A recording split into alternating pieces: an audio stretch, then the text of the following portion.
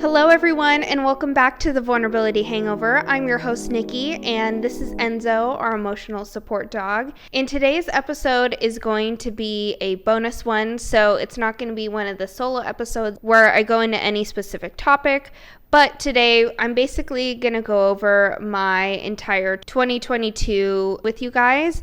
And there's going to be a lot of tea, which is why today we are sipping on some Trader Joe's mango tea. I have it in my Life is Sweet pineapple cup that I got in Maui, Hawaii. We're also going to start off this episode with a gratitude or affirmation from my affirmation gratitude deck. So I'm going to randomly select one and let's see which affirmation we get.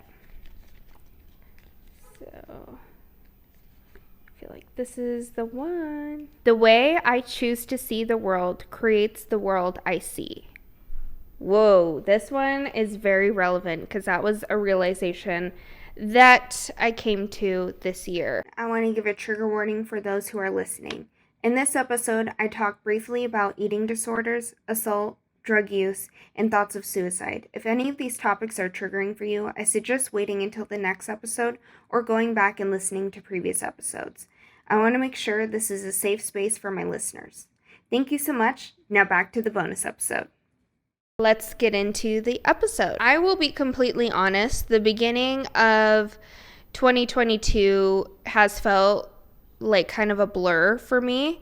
I had a really hard time going over notes for this podcast and trying to recall a lot of stuff that happened. So there might be some things that I'm leaving out, and I'm not necessarily doing it on purpose, although there are specific things that I have to leave out for reasons I will get into later on. Like I said, I am having a little bit of a hard time remembering a lot of the events, so I'm going to try my best to recall each month. This, I will say, was one of my most transformative years I've ever had in my life, both physically and mentally. Let's get into it. We're starting off in January. January, I was physically at the heaviest weight I have ever been in my life. And for someone who is actively in recovery for having an eating disorder, this was a very difficult time for me. I wasn't on birth control, so I couldn't blame it on that. The only thing that I could really blame was not eating healthy and not doing the right exercises. I didn't have a really solid routine, so I was just continuing to put on a lot of weight.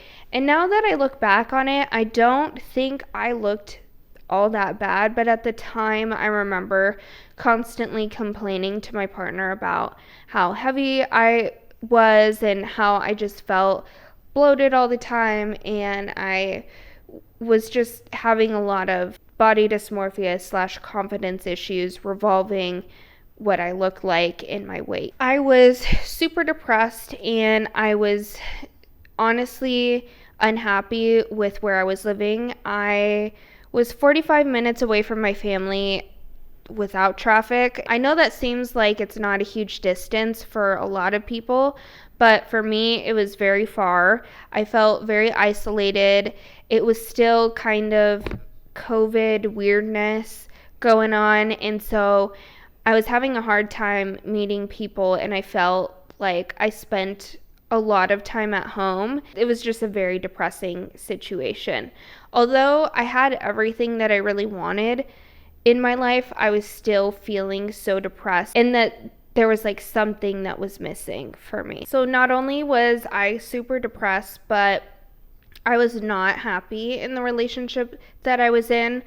I felt a lot of pressure with how long we were dating. I really focused in on wanting to be engaged or married at that point. We had been together for a long time. We were starting to bicker a lot more, and the topic of marriage was just completely off the table. I was not only depressed about my looks, where I was living, but I was also depressed with the state that my relationship was at. I know that everything happens at your own pace, but it wasn't going at the pace that I wanted to, and I felt like me and my partner were on two completely different pages. Now we're rolling into February. February was a little bit better for me mentally. I got my second breast augmentation, but before that, we spent Valentine's Day in Disneyland, and then the next day I went into surgery for my breast augmentation. My recovery for my second breast augmentation was extremely painful. I'm not going to lie. I was literally on the hour for when I could take my next painkiller or muscle relaxer. I had ice packs. I went up several cc's with this breast augmentation, so my skin was stretching a lot. I felt very heavy. It was hard to breathe, and I was just not having a good time at all with the recovery. So we spent a couple days in California while I recovered, went to my checkup appointment the next day after surgery. My partner at the time took very good care of me, but I could tell that he was starting to resent me for having to not only take care of me pretty much the entire time I was going through my 2-week recovery process, and having to run his business and having to do stuff around the house that I normally do. We had 2 dogs at the time, so it was just a huge burden that he had to carry, and I felt really bad. So it was putting a huge strain on the relationship, but I got my breast augmentation and I was pretty happy with that. So also, my birthday was in February, so we arrived back in the state that we were living the day before my birthday, and I just had kind of a low-key birthday. One of my friends drove up and spent the day with us. I couldn't do a lot of stuff because I was still recovering, and I would be recovering for the next couple of weeks. So we just hung out at my place, ate some really good food. My friend cooked me dinner, and we played Mario Kart, and I turned 24. That was a lot of fun. My mental health at the time was a little bit better. I was still perpetually unhappy. In March, I started to make new friends in the area that I was living. I met a lot of new people networking and in the business world, so I was going out to lunch and connecting with new people in the business world, and I was really starting to feel like I was pretty happy overall. But I was still having issues in my relationship, and we were fighting a lot more. I noticed I was considering going to therapy. I was even trying to convince him to go with me to couples therapy. We had tried that in the past, but I honestly didn't see any real improvement from it. So I wanted to try it again. Little did I know we weren't going to make it. I didn't know that until April, but I'm still in March right now, so I'm not going to rush into April just yet. I was still struggling a little bit to keep my mental health in check, even though I was feeling a lot more confident in myself and being really happy around other people.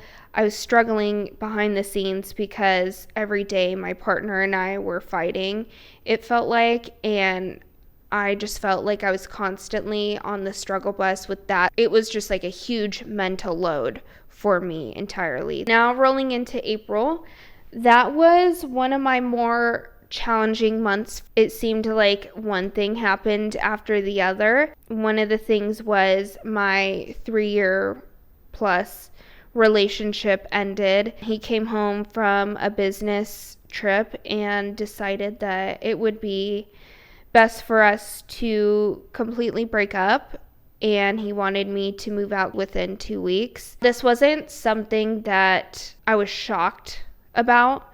I knew that we were having issues for a long time, and like I said, it was a huge mental load for me, and I'm sure it was just as much of a mental load for him. I felt like we had really grown apart.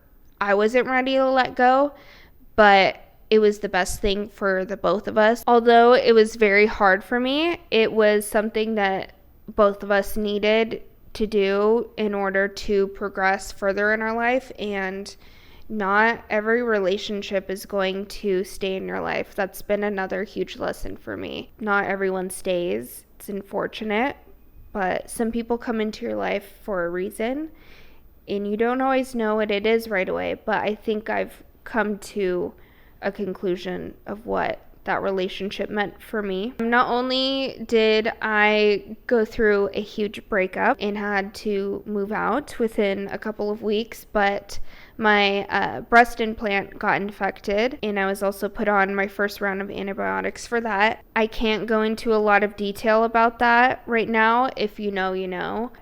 But that was very challenging for me because I was having to move from one state to the other, move my dog, move my cat, all my stuff, and basically completely leave a life that I thought I would have forever. That leads us into the next month, which is May. In May, I moved into a hotel with my dog and my cat for 2.5 weeks because I wasn't able to move into my apartment right away. Unfortunately, at the time, there was not a lot of apartments available for my roommate and I, and a lot of places were a lot more expensive. The rent right now is insane, and honestly, I just wanted to live in a place that was close to my family and close to her family as well, and in a comfortable situation. So it took a little bit for us to move into our apartment, but eventually we did.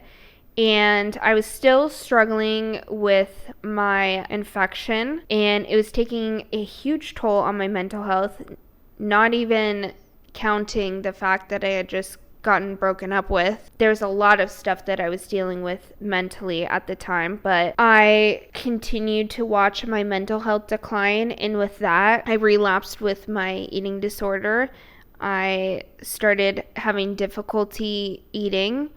I had difficulty sleeping again, especially because I wasn't eating, and I was now sleeping pretty much by myself, besides having Enzo here, of course.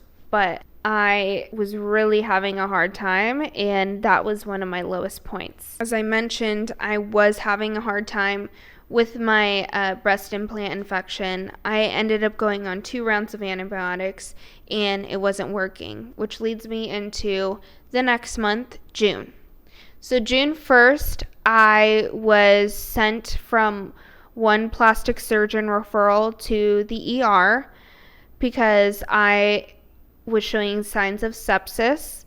My breast implant was full-blown infected, and I had to get it removed or else it was going to take my life. So I was sent in for emergency surgery on June 1st. It was a little bit awkward because I had just met the surgeon, and one of the surgeons that was in my surgery or whatever was actually one of my ex-boyfriend's sisters. So that was a little bit awkward and made me feel very vulnerable, but it saved my life, so I can't really feel too bad about it. Now, I can't, like I said, go into too much detail regarding my breast implant infection, but I will eventually talk about it. It's just not the right time. There's a lot that is going on right now that I can't speak about. That entire month of June, I really started spiraling mentally. I was very insecure with how I looked, was extremely depressed. I was upset with how my scars looked after my breast implants were removed. I had a drain put in. It was not fun. I was starting to lose a ton of weight. I looked very, very sick, and I was struggling a lot with suicidal ideation. It was a very hard time in my life. Not only that, but to pour even more salt in my wound, I had found out that someone I had recently become friends with in the business community had been talking badly about me to my ex-partner and talked badly about our relationship to anyone that would listen, quite honestly. Not only was I losing a long relationship, I was losing relationships that I had in that community that I was really excited about and really excited about building together with these people. When I found all that stuff out, I really felt alone. But of course, I have other friends outside of that community, but when it rains, it pours. I was just struggling a lot with myself mentally, physically, and friendship-wise. I felt like I couldn't trust a lot of people. But with that experience, I did find other friendships as well, and they were going through very similar situations. And I found a bond with this other person, which was the silver lining within it all. Also, in the month of June, I found myself dabbling more in plant-based medicine. I was doing a lot of research about microdosing. I was doing a lot of research about medicinal marijuana because I didn't want to be put back on antidepressants. I had been on antidepressants in the past, and it's not like some of them didn't work, but I wanted to try something a little bit more natural. So one night, my roommate and I decided that we were going to eat some edibles. I haven't had the best relationship with weed just because I feel like every time I smoke, I either have a full-blown panic attack. I am very sensitive when it comes to medication, drugs, alcohol, anything like that. It hits me like a ton of bricks. So with this experience, I had a full-blown ego death. It was absolutely insane. Anyways, we took this edible and I started to feel it when we were watching TV, and I started to feel that kind of panicking sensation, and so I knew that I needed to be by myself because if I didn't do that, I was going to have a full-blown panic attack. So I laid in my bed with my dog and cuddled him for a little bit because he always makes me feel better, of course, because he's our emotional support dog. And I decided to put on a guided meditation. This guided meditation was a inner child healing one, I believe. I just randomly selected whichever one was on YouTube, and I really focused on my breathing.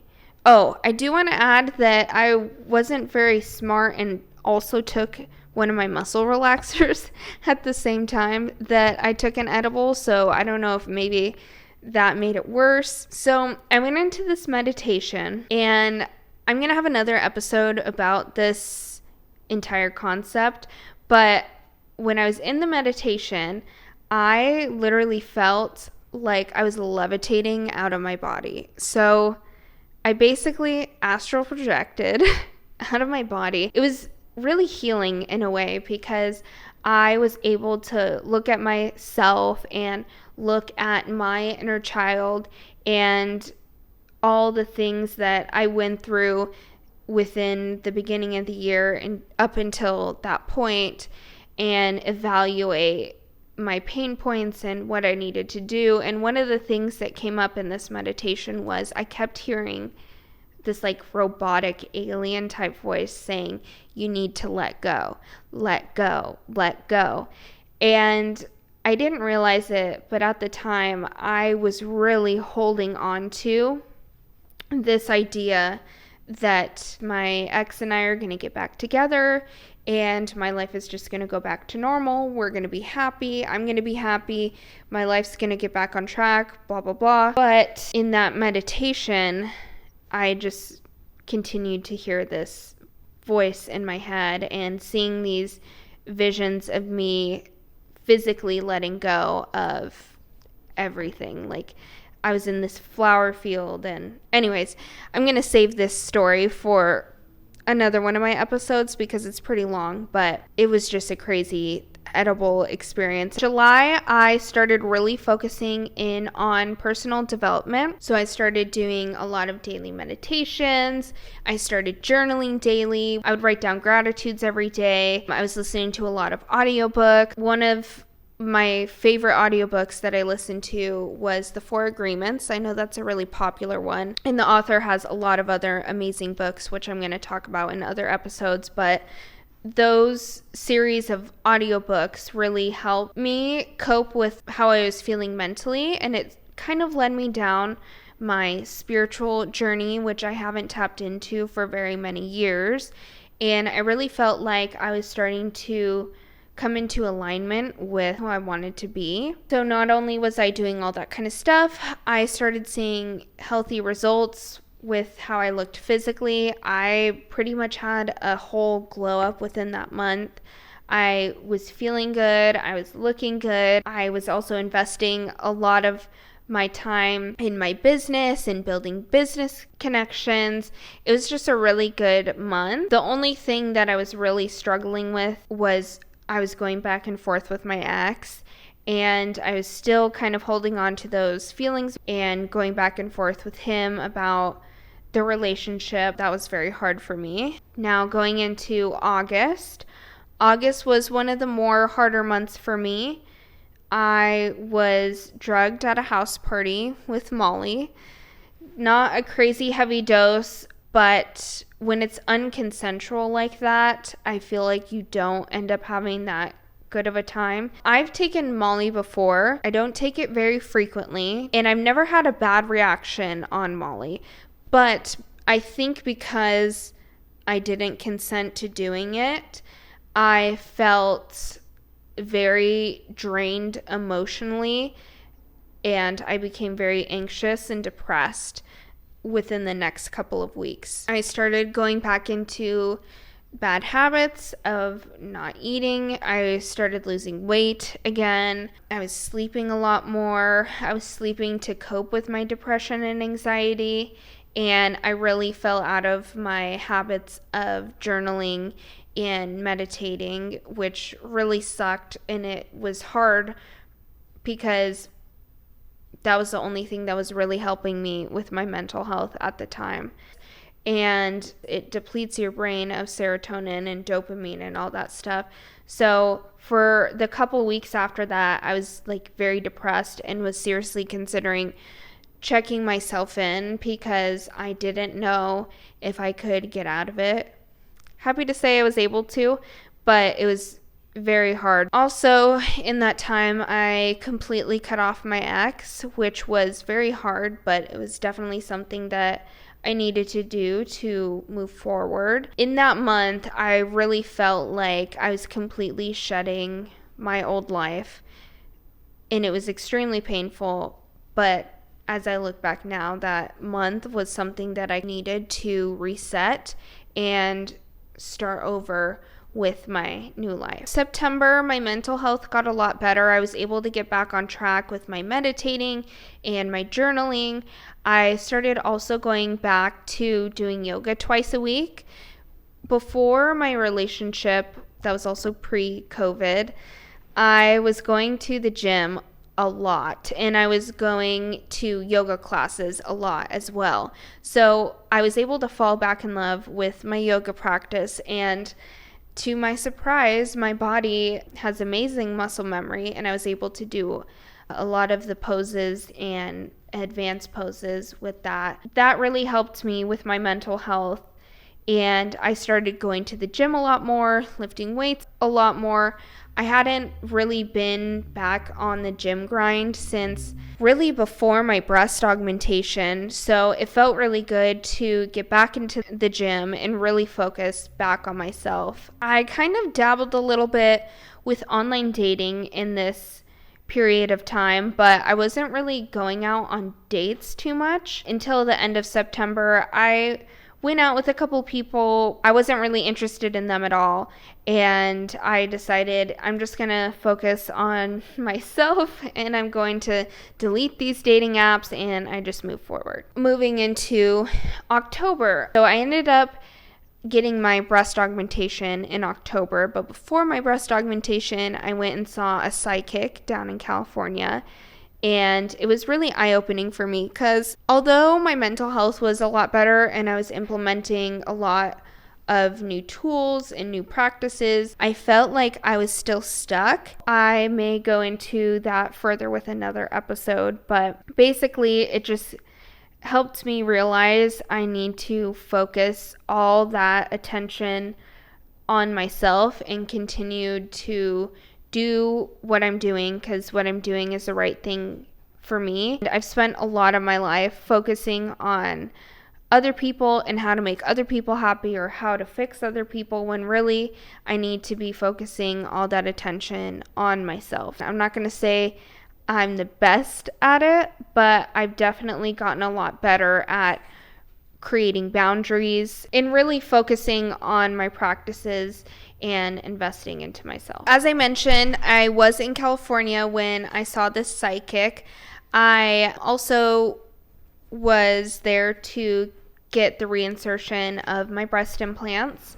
Cannot mention the details of that at this moment, but I did get them reinserted and the recovery was not fun. I will say that. Now we're in November. It's 5:55 p.m. as I'm recording this. Crazy. This was the month that I decided to really take this podcast seriously.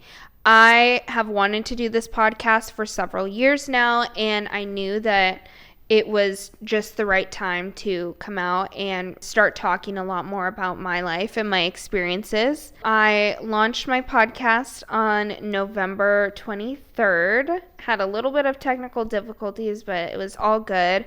Also in November, I started talking to someone that was from my past, and we decided to get into a relationship. Unfortunately, it was a bit rushed, and we both decided that it would be best for both of us to not be in a relationship. We both were going through transformative times in our life and didn't have a lot of space for the relationship. So, was in a relationship, was out of a relationship, and started having implant complications within that month. So that month was a little bit of a roller coaster for me. I also lost a friendship because I realized that it was no longer benefiting me and my well-being. Luckily, now, with everything that I've gone through this past year, I've really been able to recognize when something is no longer serving me anymore, honoring it and letting it go, and not making a big deal about it. So I was really proud of myself because I was able to let that person know how I felt, appreciate them for being in my life, but letting them know that I needed to move on and wish them the best. I still wish them the best. It just wasn't a beneficial friendship for me in the end. So now we are finally at the end, this present month. December was another pretty transformative month for me, mostly because I dove even deeper with everything that I've gained this past year, and I've been able to really reflect. So I kept my head down. I've really focused on my business. I've focused on the friendships that I really care about and the other people that I have in my life. I sold my car and I ordered a new car that I will be receiving hopefully pretty soon. I just wanted to completely shed everything from what feels like my past life, but really is a lot of strings from my past relationship, and the car that I was driving was one that I was really proud of myself for getting, but it didn't feel as authentic to me as it did when I first bought it. When things are no longer in alignment with you, it's best to just let it go. So I sold my Porsche, and now I am waiting for my new car. I'm really excited about that. I've also started creating a better routine for myself. I've started journaling again. I've started meditating. I've been focusing on my business and getting organized for the new year. One thing I really love about the end of the year and the holiday season, it kind of slows down in the business world because a lot of us are focused on relaxing, resetting, prepping for the new year, and that's exactly what I'm doing right now. I am extremely excited for 2023. I really have a good feeling about 2023. When I reflect back on this year, 2022, I feel nothing but gratitude for every experience that I went through, no matter how hard or easy it was. I made a lot of memories that I will hold onto for the rest of my life. I have a ton of goals for 2023. My biggest goal for 2023 is to be genuinely happy and feel in alignment with every single thing that I'm doing. I'm going to go into 2023 with intention, integrity, and intuition. The 3 I's. But another one of my goals is I want to be surrounded by incredible people, and I feel like I'm really in alignment right now with the people that I have in my life. And although there are some people who are no longer in my life, I'm still grateful for them and the experiences that come along with them. I hope you guys enjoyed this episode. Next Friday, I will be back to the regular scheduled program, and I will be having another solo episode. Be sure to follow all the Vulnerability Hangover social media pages so you can keep up to date with what the next episode is going to be about, and to learn more about vulnerability. Like I mentioned before, I want this podcast to feel like a safe space.